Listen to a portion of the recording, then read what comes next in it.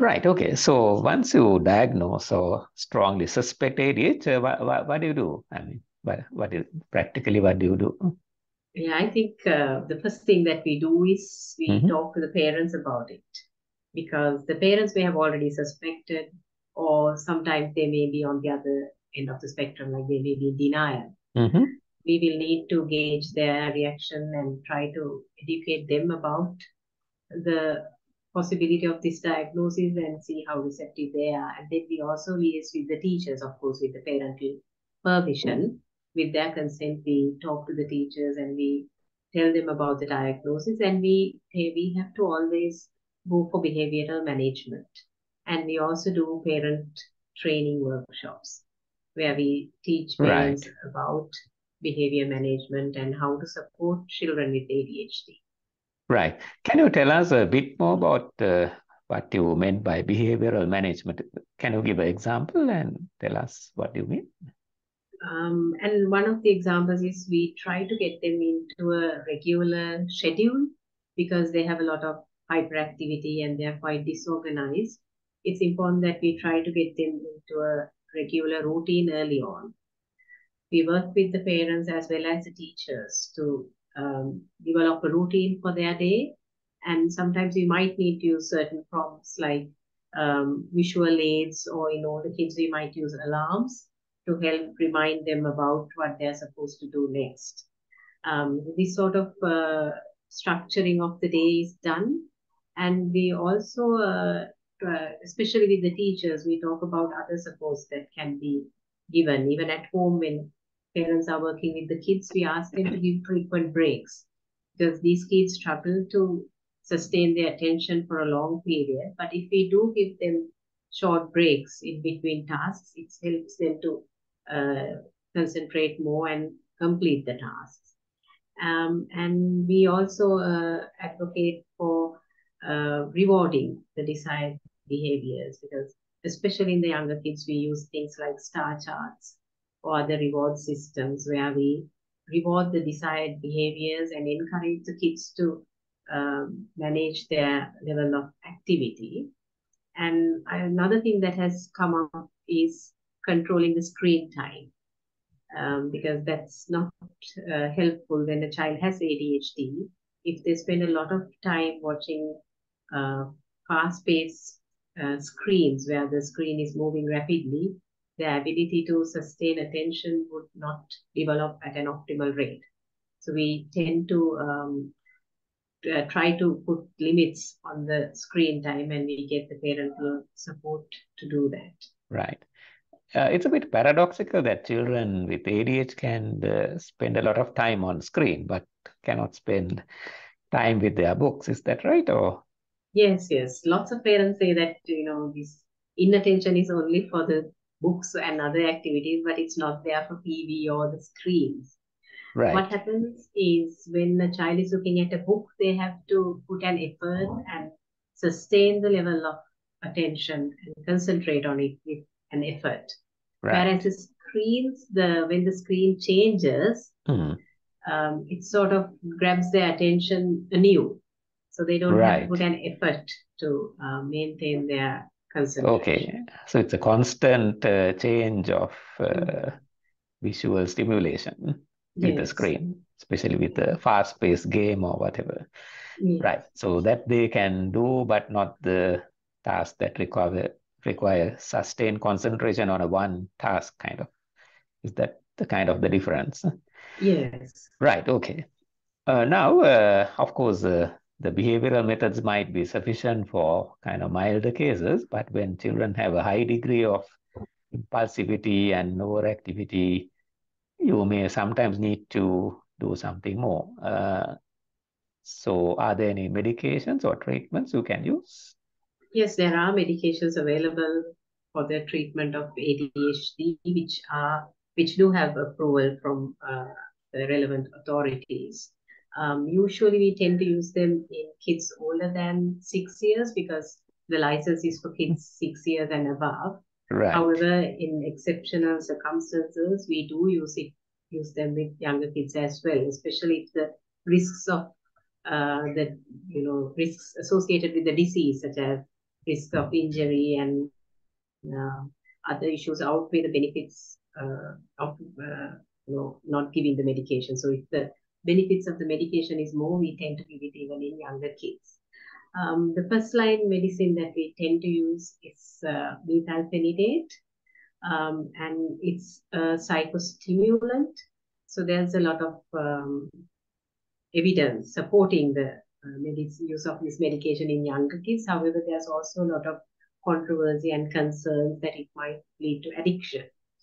The thing with methylphenidate is that when it is used in children at the doses that we prescribe, it generally does not cause addiction. Actually, it's very, very rare because we use methylphenidate in our clinics quite a bit, and we have hardly ever come across these children who have become addicted. But of course, that's a worry that lots of parents do have. And we do tend to give them the evidence to the contrary. And in prescribing methylphenidate, what we expect is that it will help the child to control the level of activity and to sustain his or her attention on the task, as well as have some measure of control over the level of impulsivity.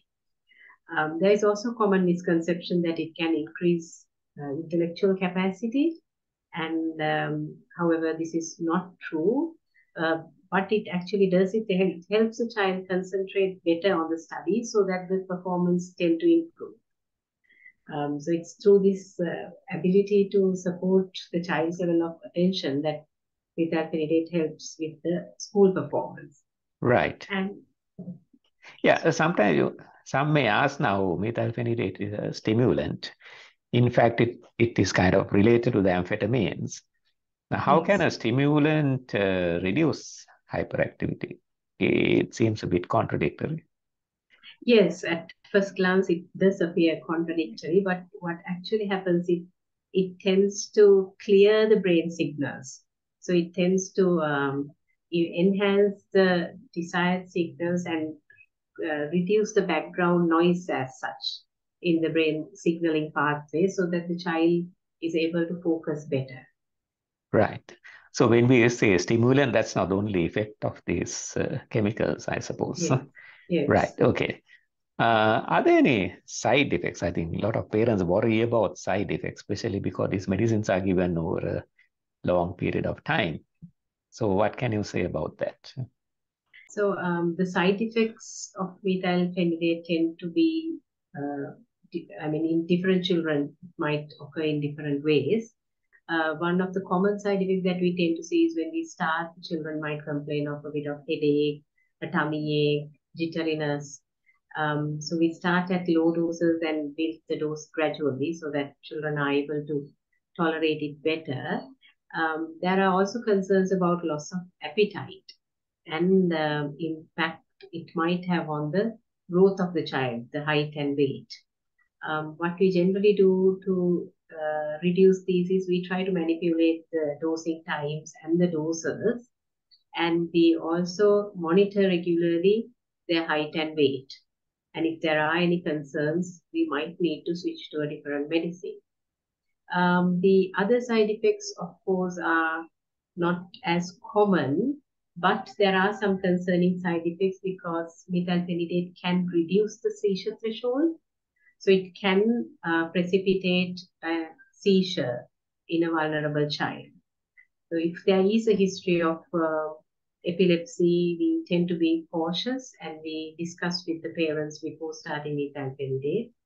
And the other effects are, of course, because it's a stimulant, it can cause a bit of tachycardia or increase in the pulse, as well as a bit of increase in the blood pressure, which again we monitor more closely if we are giving methylphenidate, and we again make dose adjustments or might switch to another medication if needed.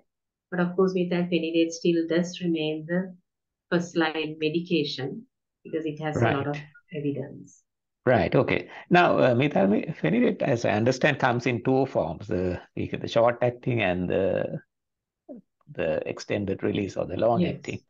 Yeah, can you explain a bit about that? What are the differences and when would you use the long acting versus the short acting? Yeah, so the short acting one actually has its effect for about 4 to 6 hours. So it's ideal for children who, I mean, for example, if there are main issues is at the school, we might give it to cover the school hours.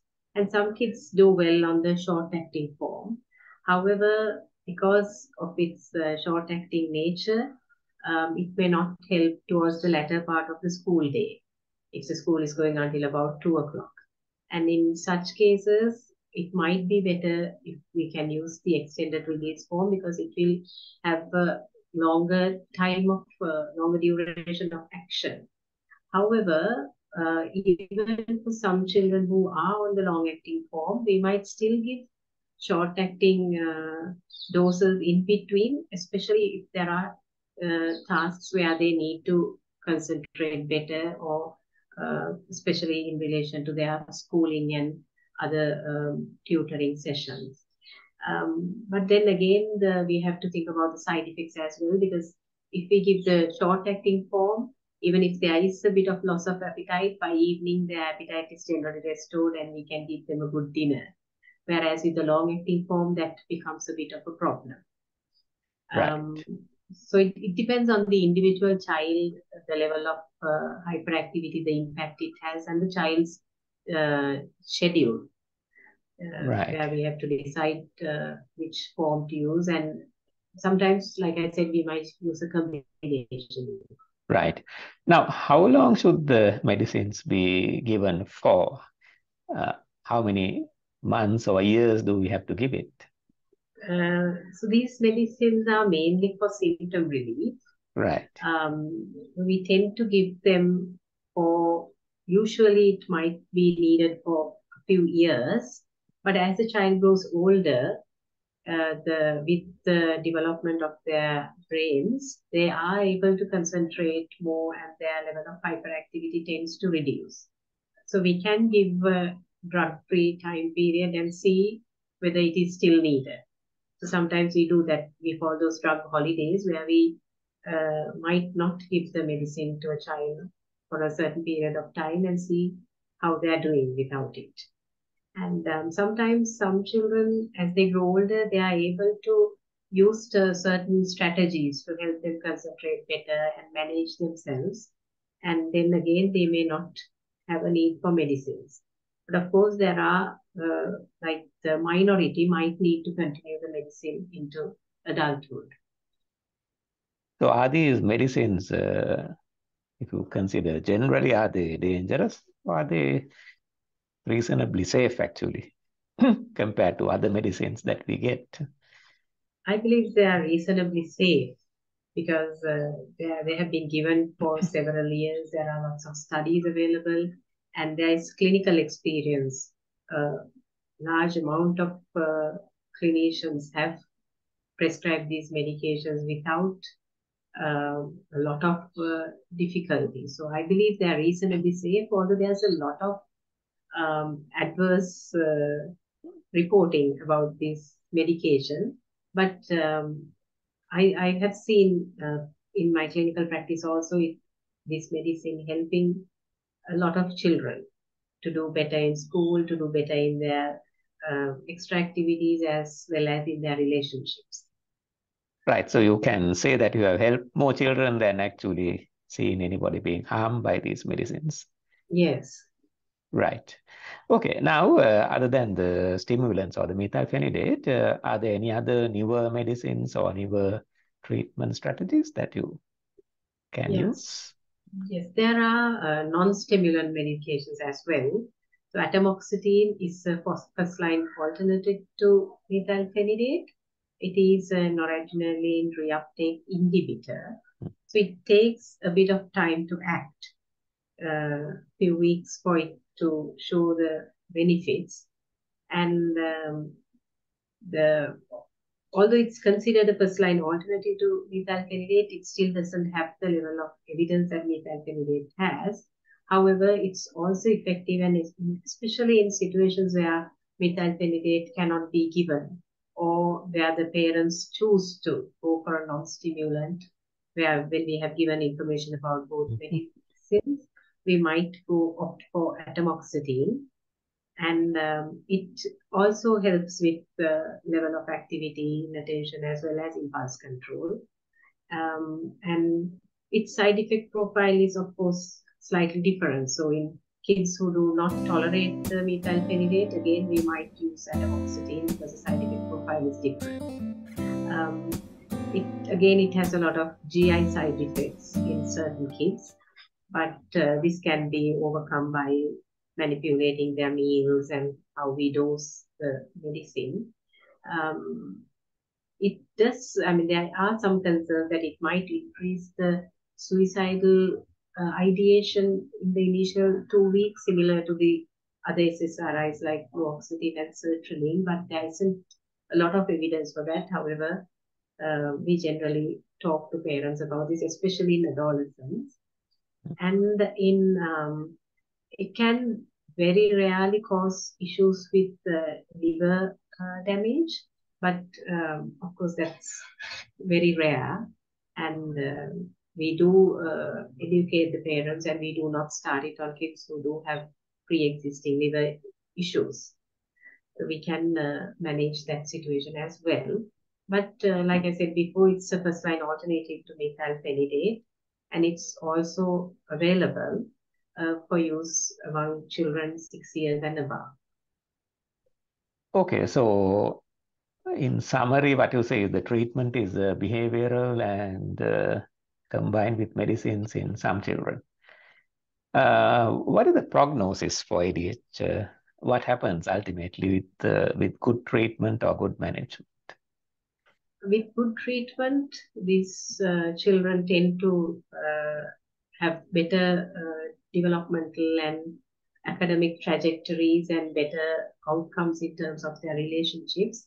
The majority will have no issues with hyperactivity as they move into adulthood, although there might be a certain level of inattention and disorganization like we discussed before in adults as well.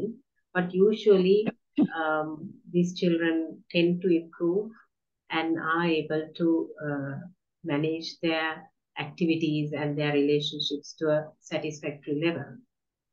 However, in certain situations where the appropriate management has not been instituted, especially, there are higher risks of these children having issues with their academic performance, their relationships, as well as there is a higher tendency for them to have substance use disorders and other addiction disorders, including behavioral addictions.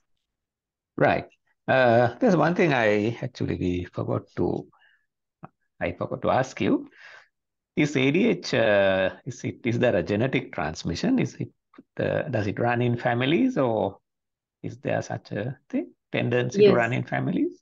Yes, ADHD does tend to run in families, and we do ask about parental childhood histories as well when we assess new patients. So it's a combination of genetic as well as other factors, including birth complications and exposure to other unfavorable circumstances that leads to this disorder. So it's multifactorial in origin, but it does have a genetic predisposition. Right. Okay. Right, Dulangi, thank you for your time. Are there any other areas we have omitted or you would like to speak on before we finish? I think that's about it. So we did discuss about comorbidities and treatment and prognosis as well. Okay. Do the children have a higher incidence of depression or mood problems? Or? Yes, especially in the untreated case situations, there is a higher risk of them developing depression and anxiety disorders, as well as especially related to issues with self-esteem and the inability to achieve their full potential in different aspects of life, because they do struggle with Right. inattention, And social exclusion. Yeah, and sorry. also the parents, if the children are not treated specially, is there a higher likelihood of especially the mothers becoming depressed because they are stressed out by trying to manage these kids? Yes, we do see parents struggling with the levels of hyperactivity, and also because there are lots of complaints from school, and sometimes there is this misconception that ADHD is due to poor parenting, and that can have a significant impact on the parents' mental health as well. Yeah, yeah. Um, So the parents might be blamed for not disciplining their children rather than looking at it as a disease. yes, Right, and and that sort of blame can worsen the situation because the parents are then uh, emotionally affected, and they mm, are then not in the optimal position to support the children to overcome these difficulties. right. So it's very important that children and the parents and teachers are educated on this subject. Exactly. Otherwise, they might look at it as something else. Yes, Right. we have seen a lot of kids who have been punished because the Mm, teachers feel, because their IQ might be good and their school performance, the teachers feel they are able to do well, but they are simply not bothered. right, And then right, they punish the children because they can't right. sit still and do their work. So in addition to the problem, they will have a additional burden because of the reaction of the teachers and the elders to their Yes, behavior. Right. yes, that's one of the risks that are there. Okay. Okay. Before we finally close, Dulangi, do you have any message for any concerned parents or even teachers who might be listening? I think the most important thing is that if there are concerns, it's always good to get an assessment done. You can get it done from a psychiatrist, a pediatrician, or a psychologist. And it's important that referral is made if there are concerns, because we want to detect early and manage early in order to improve the outcome.